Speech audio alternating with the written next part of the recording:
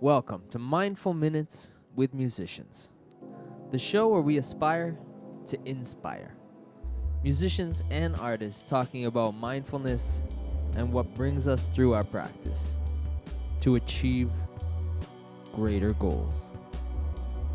Hey everyone, huge thanks for tuning in today to watch this episode of Mindful Minutes with Musicians. And to make sure you don't miss an episode, please subscribe, click on the bell, and leave all your comments below. Today's guest is Steve Sharpe, aka Hulk Ceasar, a community radio DJ in Cornerbrook, Newfoundland. I met Steve in Vancouver, where he was living from 2019 and when he moved back from the East Coast to continue his journey in radio. He created and has been involved in radio shows like Decades Radio and the Hulk Ceasar Show, where he's interviewed artists like Sam Roberts, Hannah Gorgas, Dan Mangan, Joel Plaskett, and Chris Murphy from Sloan, just to name a few. Currently, he's recording live at the Bay of Island Radio, and you can catch that at boir.ca. Now he's here with us today to talk about his own practice and mindfulness. So huge welcome to Steve Sharpe, aka Hulk Ceasar. Thanks for having me, David. Right, and then the round of applause happens. How are you? I guess like first question is like how are you doing? Yeah, I'm pretty good. It's been a couple of crazy years. As you know, I had Hodgkin's lymphoma a couple of years ago, and returned to Newfoundland from living in Vancouver for treatment. And then just as my treatment was finished, I started getting out of the house again, and then COVID hit. So I did sickness isolation, then I did COVID isolation. But as I said, my wife and I moved to Newfoundland for the treatment, and it's been a great place to be during COVID. Probably the best place you could be in Canada, really. So I can't really complain. Yeah. How have you been doing? Been okay. I've been all right. Just getting by. You know, like doing as much as I can and making the best of things. But yeah, I guess you know, with everything that's been going on, it's been kind of wild, and just it's been a process of getting through this and stuff like that. But do you feel like that's that lately it's been kind of affecting of your creativity, or like have you been able to like be more creative or less, or like do you think that these kind of what do you think these like actions or these things that have happened has like influenced or like kind of trajected you in any way, kind of thing? Yeah, I definitely say so. I mean, for me, coming off cancer and like it could have killed me. I mean, I had good chances, but I mean, it could kill me. And I was sick for quite a while. I did chemo for 6 months. So when you're sick in bed with chemo, not knowing if you're ever going to get up again, you got a lot of time to think about what you're going to do when you get better. So that really had an effect on me as far as wanting to be more creative. I thought about things I wanted to do if I got better. And one of those things that I did want to do was do a radio show. So I'd worked with radio a little bit back in the 90s at CHMR FM at Memorial University Radio in St. John's, Newfoundland. Nice. And I did some work, not on air work, but I did some work with UBC's radio station when I was working at the University of British Columbia. So I was eager to get back into it. So and then when COVID hit, of course, we were doing it live. I just started doing it live in the studio. I did like 4 live in studio shows. COVID hits, it all shuts down again. But look, I think having those couple shows in really inspired me to keep it going. So I got a mic and a couple things and just set up at home and started sending my episodes in. So I think both periods, being sick and then also the time in COVID, kind of really inspired me to get at things. Yeah, no, that's cool. That's cool. And it's like the just that little push, you know what I mean? Like the and also like being able to be in a studio and stuff for that, even a brief time, must have really like inspired that, that push to creativity and stuff like that, you know? Totally. But going back, like my whole reason for starting the podcast was like kind of a selfish one, because I wanted to talk to people about mindfulness and about how they were like mentally getting through the pandemic and mentally getting through, you know what I mean? And I imagine you had these kind of things prior to that you were dealing with that were also, you know, helping you get into some sort of a state where you're absolutely thinking about, uh, you know, a lot more mindful kind of questions and self reflective questions and stuff like that. I guess this leads into my question of like, um, the your want to get into radio, or your like inspiration for doing, you know, this music radio. Did this happen like prior to all of this, or would you say like that's more like the catalyst for this? Yeah, I'd say it was a little bit of both probably. Um, like I said, I did a little bit of radio in the mid '90s when I just got out of high school and moved into the city. I did some Mm, college radio. Back in those days, it was we were trained, I believe, on a Tuesday night by somebody who had 11 p.m. show, and we were starting our morning show the next day. yeah. And we showed up drunk.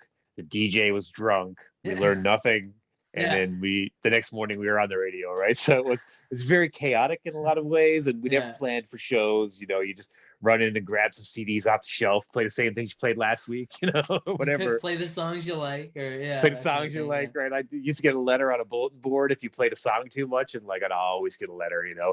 Stop playing Everclear's cover of American Girl. So I didn't, so Right. I was doing it then, and then I left Newfoundland pretty much for like 20 years, and Hmm. I thought about it many times getting involved in BC with it, but when you come from somewhere small like Newfoundland and go to Vancouver, sometimes it seems a bit impossible to get involved with things because there's so many people vying for so limited resources. Hmm. So Yeah. I did start doing some stuff with CITR FM out at UBC, but I was mostly doing like reviews for their website and that sort of thing, not doing on air stuff. Hmm. But then one of my things we'd always thought about coming back to Newfoundland anyway. Vancouver got so expensive and so out of Yeah. control, as you know, Hmm. and so I thought I'd like to do something with radio when I come back, and then in the process of moving back is when I found out that I was sick. So Hmm. I told the guys, I'm sick, but I'd like to do something when I get back, and they were very supportive of getting Nice. me going when I got better. So then as soon as I was Yeah. able to do it, I was in the studio. So and then like I say, once I shut down, I just got some recording equipment and started doing it at home because I enjoy music and I love talking to the artists. Once I started doing interviews, so I did the Hmm. 26 episodes of Decades Radio, which is a show where I kind of picked a week or a time period in the past and looked at the music. Or there was an old Canadian magazine called RPM Magazine or RPM Weekly sometimes, Hmm. and it was like the industry standard from like 1960 to 1990s kind of thing. So Yeah. I pick an issue of that and kind of go through it. And then eventually I was asked if I wanted to interview Kim Mitchell for my show, which I'd never Ooh. interviewed anybody before, but Yeah. I did. And I really enjoyed it. And then I started Nice. reaching out to agents and to try to get guests. And the results were unbelievable because I guess a lot of rock stars, they're home during COVID with nothing to do. Yeah. So then I started the Hulk Caesar show in which I interviewed an artist and I'd play some of their music. So it's been quite fun.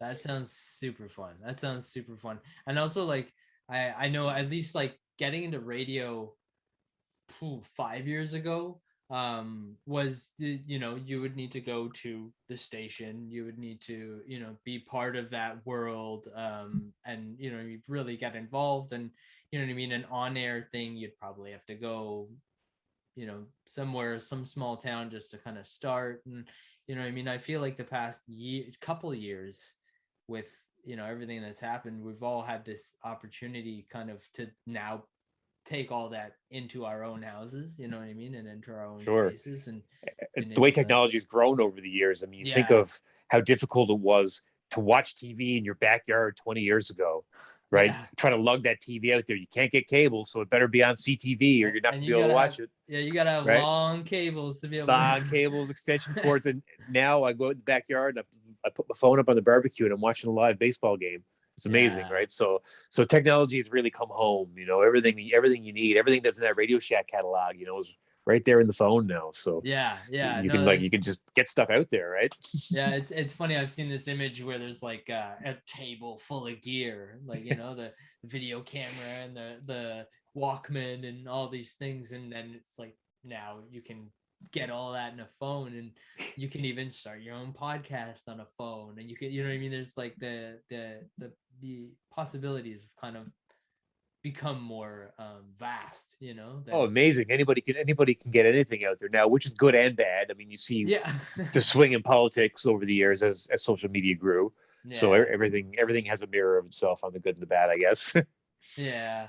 Yeah, no, it's a funny thing, but it's like it's been a good process just to get into all this. Like I think that like on so many different levels to like accessibility and stuff like that, just being able to like, you know, people that wouldn't have been able to listen to your show or see your show, or you know what I mean, or experience it in these type of ways can be here now. And I think that's another thing that's super cool, you know, like As far as interviewing people as well, like it used to be you try to get somebody on the phone, I guess is what they would have done back in the day, yeah, or try to catch them when they're in town. yeah, But now we can do this. Like everybody that I talked to, we did this. I know I was on radio, so I only use the audio portion of it. But hmm, I mean, but I talked face to face with all these people that I talked to. It's really amazing. yeah, no, it changes it almost changes the conversation a bit, like Mm. um but yeah, Used to be like the staunch media companies. They controlled everything, even in Canada. Not necessarily in a nefarious way, but CTV controlled a lot of the media in Canada, and a lot of communities see. Not so much now with the internet and the expansion of mm, cable television in the last 20 years, but before then, you might only have CBC. So whatever the producer on CBC wanted you to think, that's what you would see. yeah, But now anyone can really get their views out there, and you can kind yeah, of pick or choose what you want. yeah, yeah, no, it went from the five channels on the click, you know, like Yeah, oh yeah, the I click to remember. five, and then it went to like, you know, the, you know, 10 Mm. or 20 channels, and now you're up to, you know, up to infinite, like you can literally like, I want to watch a dogs jumping through, you know, whatever, like, you know, When I was 6 years old, I had a black and white television in my bedroom with an Atari hooked up to it, and right, it had no channels. yeah, just the Atari, right, 16-bit, like, Not even Atari is like 4-bit. oh yeah, no, I'm, oh, what am I thinking? I'm thinking of TurboGrafx 16. Oh yeah, That that that bad was, boy. oh yeah, I used to play that in the storefront at Radio Shack. right? Classics. So good. Um so like talking about like your podcast and or and like music and stuff like that. I know like music is like for a lot of us it's like a way to get ourselves into a mindful state. Just kind of bringing it back to like mindfulness and stuff like that. Do you find like, yeah, it's got like the ability to affect our moods and that kind of thing. Do you think that as much as we want to be open to music, that like as you were saying on that radio show, that we kind of go back to our familiar uh songs and our familiar things to kind of get us in certain moods and stuff like that, like the like Let's Stay Together Al Green kind of tunes, you know what I mean, like or do you like um I guess the thing I'm leaning to is like are, you know, are we more leaning towards the seeing of new tracks, or you know, using the tracks that we already know to get ourselves into like certain mind states and stuff like that, you know, like Yeah, I think nostalgia sells for a reason. People have memories, they have feelings from the past, and if you're like me, I mean, music's always been around me. I've always had music on. Everything I've ever done in my life, music has been mm-hmm, on. Either my dad had music on, or once I was old enough to control myself, I've had mm-hmm, music on my whole life. So music can definitely set me in a mood. I guess maybe it'd be mostly for me, music mood to be perceived in a negative light. I guess. I mean, it's easy for me to use music to get myself down or to whip myself mm-hmm. into a frenzy. I guess music's Okay, always been kind of emotional and mm-hmm. somewhat of a dark thing for me, like Gen X and all. So like all my heroes from music are mostly dead from drugs or by their own hands. And I think as Yeah, a teenager in the 90s, on the tail end of like hair rock and the go-go 80s kind of scene. And then yeah, alternative bands like Jane's Addiction and like Nine Inch Nails and the Pixies and those bands started coming in. And then like the grunge era, I think yeah, that kind of music and that sort of feeling kind of like became a weapon for Gen Xers. And then yeah, it burned it out so quickly in yeah, the late 90s with bands like Korn and Limp Bizkit. Like if you watch that that Woodstock '99 documentary that's on HBO floating around. There's Yeah. also a really good podcast. I can't think of what it's called. There's a really good podcast about Woodstock '99. It might just be called Okay. Woodstock '99. But Hmm. it's like it's a generation bought and sold, right? You look at that, and it's like everything that becomes popular becomes a product for the dollar, right? It's like Oh yeah. so. To answer your question, I guess I do think people have trouble getting into new music because stuff's so familiar to them, and those feelings of familiarity. Like I try hard to find new music, like to do a Halsey album that Trent Reznor Oh, and okay. Atticus Ross produced that just came out. It's not really the kind of music that I would have normally listened to, but because I like them and they're involved, I listen to it. It's excellent, Yeah. So I do try to find new music, but I obviously from what I do on the radio, I do fall back into that trap myself. Yeah. Yeah. No, I'm the same. But the thing is, like, things like this podcast I've been able to kind of chat with um, new artists and new musicians that have wild new music. Like I've had a guy from a death metal band, Jaggernaut. You know what I mean? And so there's all different kind of new music that is kind of showing up on these type of platforms and stuff like that. So People are it's making music. People have been always been making music, and now like you can produce music on your phone pretty much. yeah, You can hook an adapter up to your phone and put a mic into it, and you can mix it on your phone, and then you can ship it on your phone, and you can promote it on your phone. yeah, It's like yeah, so of course there's so much good music happening. It's just a yeah, matter that it's almost oversaturation in a lot of ways. In that when you look at a wall of movies, you think about going back to Blockbuster in the days and looking at the wall of movies and trying to decide what you want to watch, right? And then yeah. spending an hour, same like looking at Netflix, scanning around, Yeah, right? Same as just Spotify, scrolling. like Yeah, scrolling through it's kind of. it's Yeah, only imagine your imagination is your limit when it comes to what you want to listen to, right? So it can yeah, be tough to get through to new stuff. yeah, and moods, right? Depending on what kind of mood you're planning or hoping to be in with Yeah. this kind of music and stuff like that. Do you find that like there's certain music that get you in good moods or bad moods or like Yeah, I or think like mindful state kind of thing yeah, moods? like I'm a big Nine Inch Nails fan. I've always been a big fan of Trent Reznor and Nine Inch Nails. I had a cousin who was about 6 years older than me, or I do have a cousin who's about 6 years older than me, and so he was in his 20s and in kind of like the early '90s. So Yeah, when he was in school, like the Nine Inch Nails, Jane's Addiction kind of stuff was really just coming up. So he mm, had all these tapes, and of course they filtered down to me. yeah, So yeah, I got into all that music early. Nine Inch Nails, especially, was a band I listened to. And as an angsty youth at like 11, 12, 13, listening to Nine Inch Nails, Nine Inch Nails can still fire me up pretty good. I like music that I think about, like lyrics. I'm big into lyrics in music, yeah. and I like to think about it. I'm a big Pearl Jam fan, and like a lot of Pearl Jams followed me for the past 30 years, I guess. So a lot of those songs and their lyrics kind of have those feelings for me, and have Hmm. and they've grown so much meaning, and like then you go see the band live, and it gets more meaning. So I just think it's Oh yeah. I saw Pearl Jam live once, and like one of those moments that just pop into your head, and you're like, I remember we were waiting for the opening act, and there was two opening acts, and the like we were waiting for that first one to come on, is and that Vancouver? no, it was in Toronto. It was in Okay. Toronto at what is now the Budweiser stage, was then the Molson stage, but Battle of the Beers. right, and I remember we were waiting for the band to come on, and we just saw someone walk onto stage, you know didn't see, and guy had a guitar, and then he started strumming, and you're like, all right, this must be the opening act, like, you know what I mean, this and that. And all of a sudden it was Eddie Vedder singing Hide Your Love Away Yeah, by the Beatles, yeah. and he just kind of came out and started singing that, and I guess the opening band wasn't there, only the second act was there, and he's like, yeah, I'll fill in, I'll play a tune.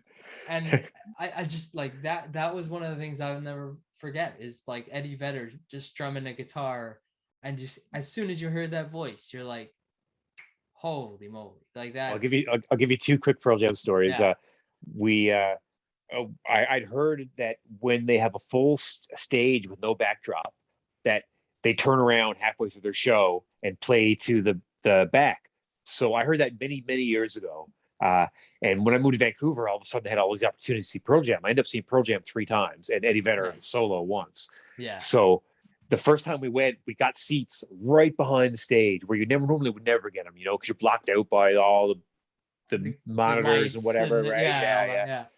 So sure enough, like 5-6 songs in, the whole band swings around and sings to us, and like we're front row center. So twice I went and saw them. We were like almost front row center for like maybe 33% of the show. Yeah. And then I saw him at the Center for Performing Arts when Eddie Vedder was touring for his Into the Wild soundtrack.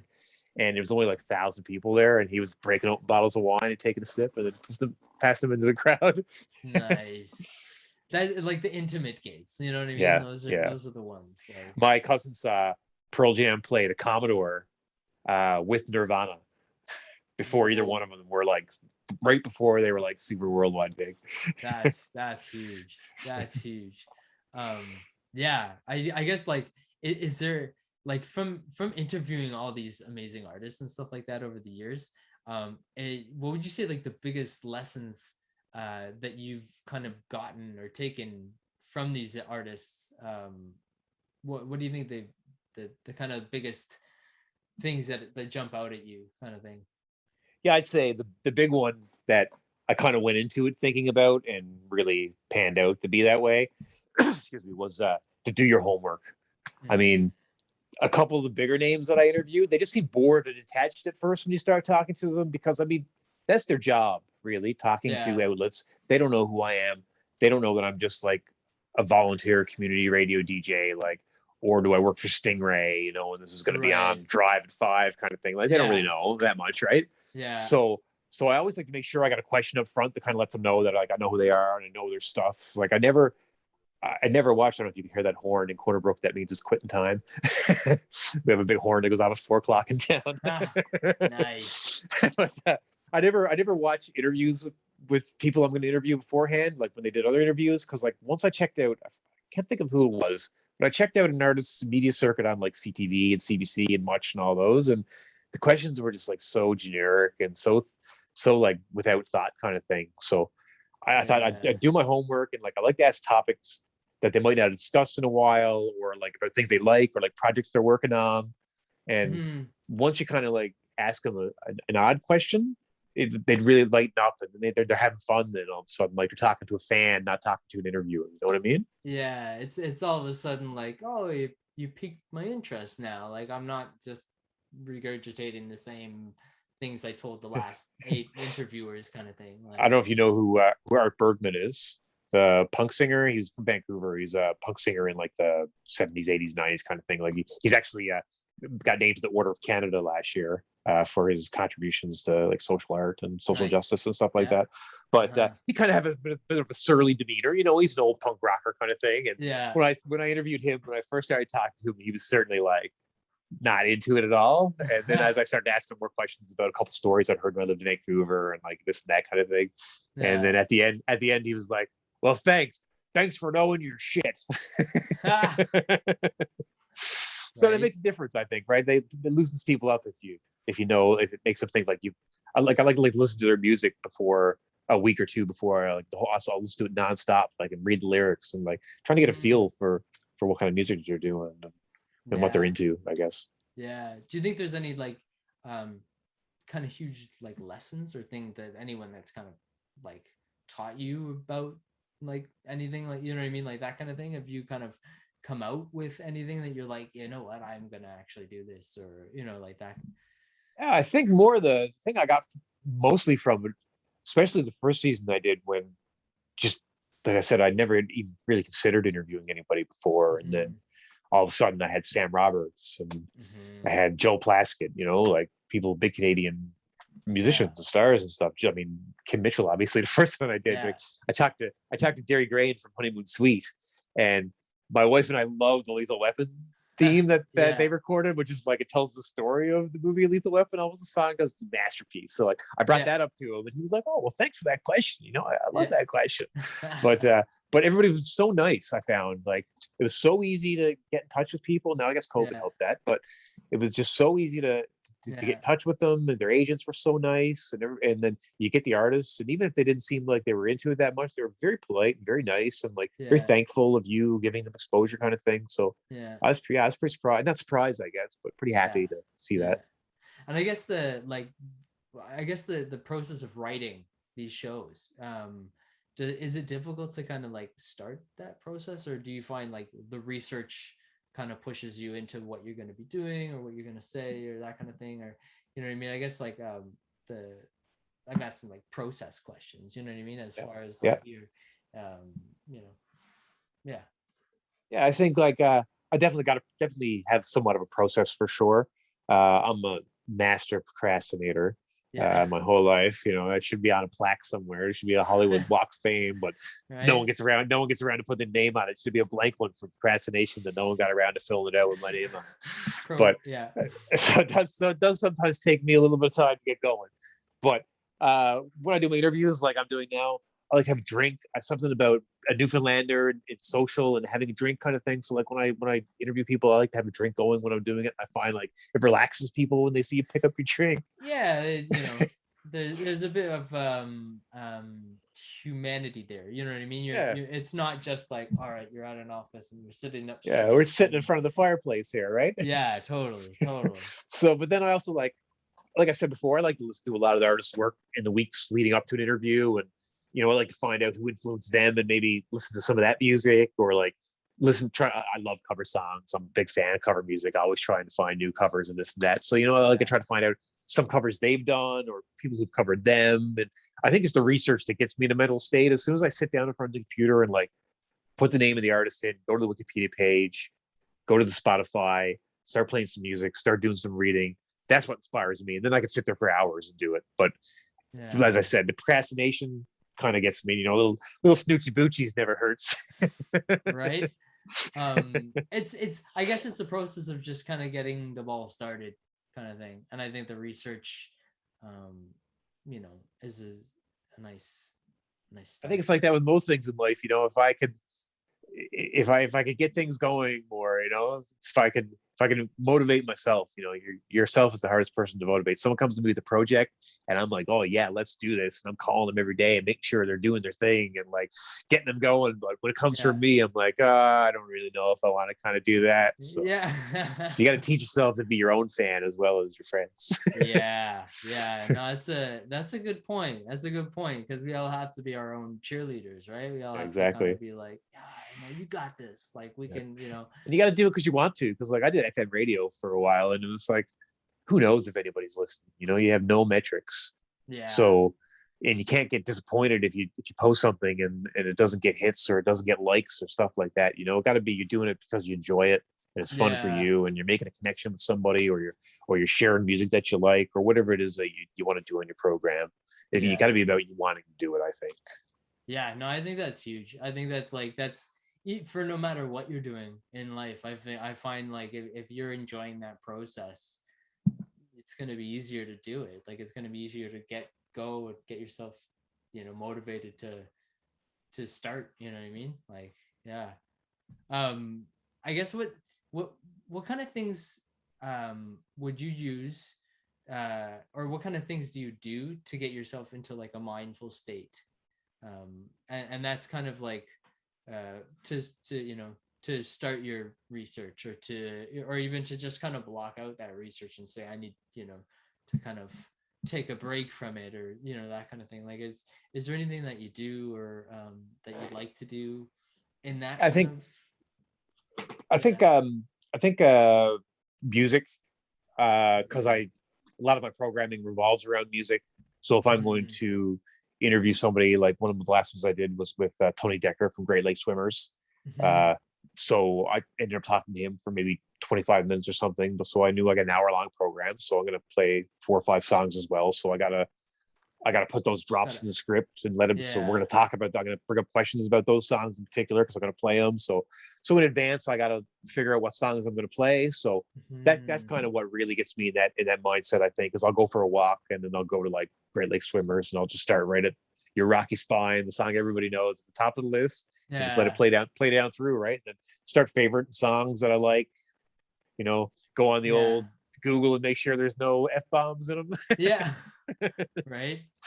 But it's Keep it. definitely, I think the music gets me there. And then once I've invested in an artist, when I've listened to their music and Mm-hmm. and and, and figured them out, well then it's interesting to me to, like I say, the research takes over for me then, because then I want to know more.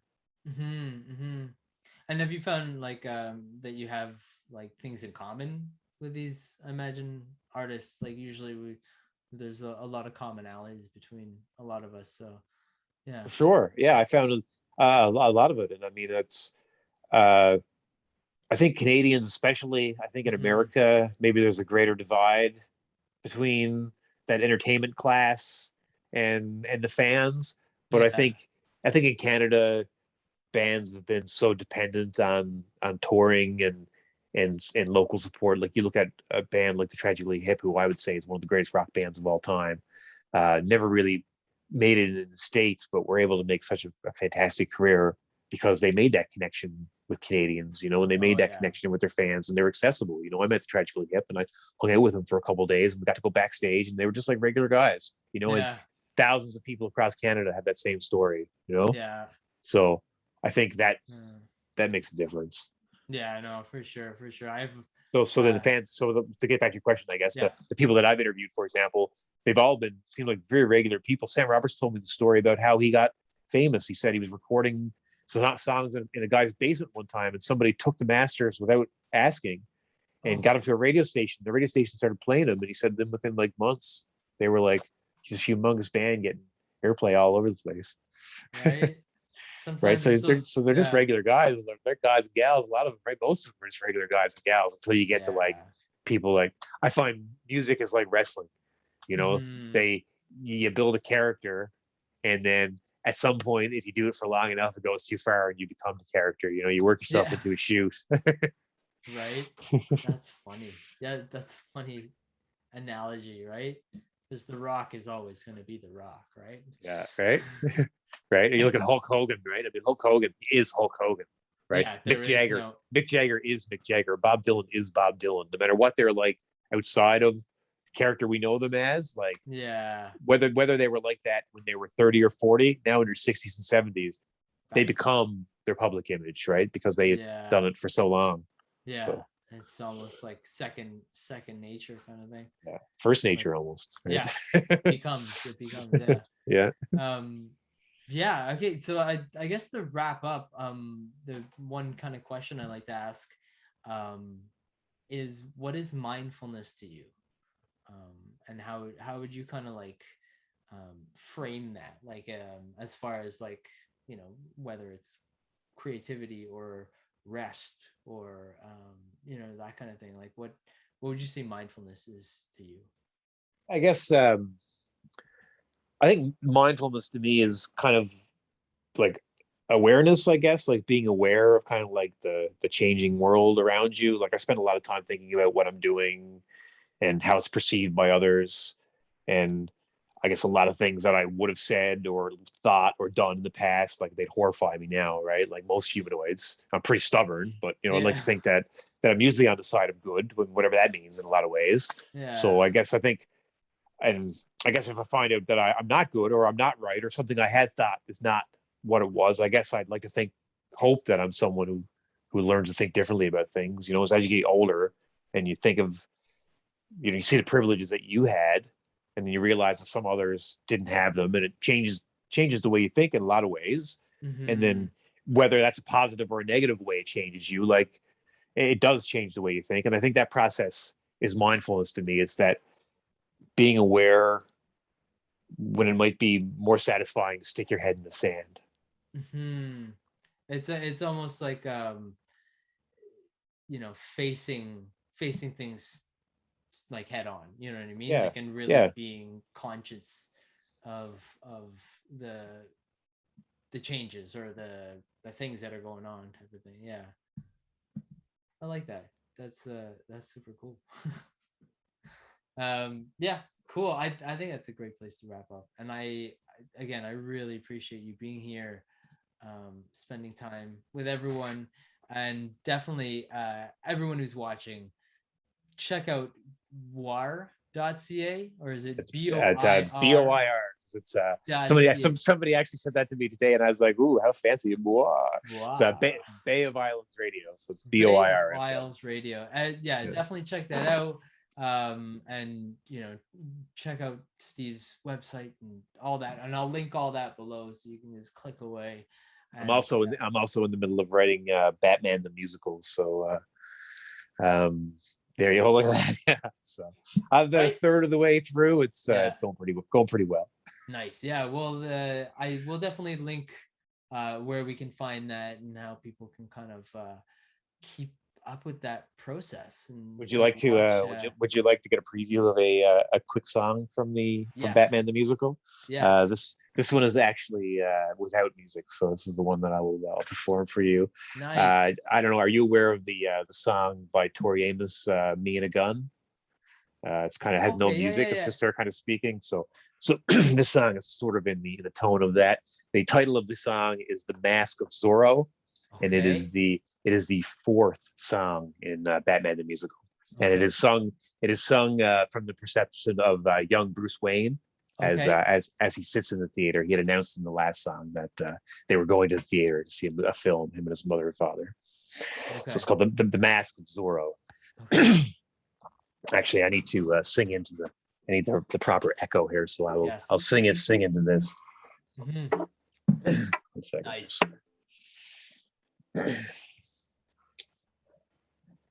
At the movie with my parents, it is Zorro on the screen. It was fun at the beginning till the bats showed up on screen. For you see, a few days past, I stumbled in a hidden well, and I stirred some sleeping bats. They flew around me as I fell. In this movie, all this screaming, all this flying, all this fear. Father, I am frightened. Take me far away from here. Father, I am frightened. Take me far away from here. And that'll be followed up by the Ballad of Joe Chill. Dude, I love that. I can't wait to see this musical, man. I love it. I need to buy a green screen so we can act it all out in the house here. Right? Amazing. Again, thank you so much. I'm gonna thank you for having me. The outro on, and thank you for tuning in to Mindful Minutes with Musicians. For more information about my guest and the topics of the show, go to blackmoremedia.ca and connect with us on all social media platforms. Welcome to the MMWM family, where we aspire to inspire. See you soon. Yeah, amazing conversation. I love chatting with you as always, and I just appreciate you coming by and hanging out and chatting with me. So thank you for stopping by and hanging out. Thank you for having me. It's been a pleasure.